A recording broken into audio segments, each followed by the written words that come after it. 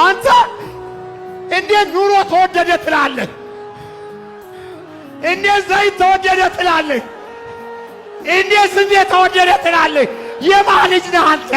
የእግዚአብሔር ልጅ።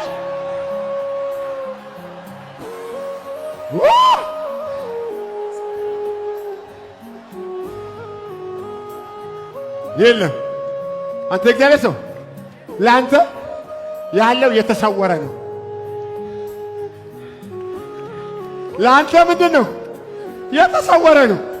ሰው ይጨነቃል። ሰው አጣሁ ይላል። ሰው ገበያ ያያል። አንተ ገበያ ያለህን ዛሬ ትንቢት እናገራለሁ። በቤትህ ያለው ምንድን ነው? ባዶ ምን ሥራ ይሁን አንድ ብርም ትሁን ባለው ላይ የእግዚአብሔር የተሰወረ ይሰጣል። የእግዚአብሔር ሰው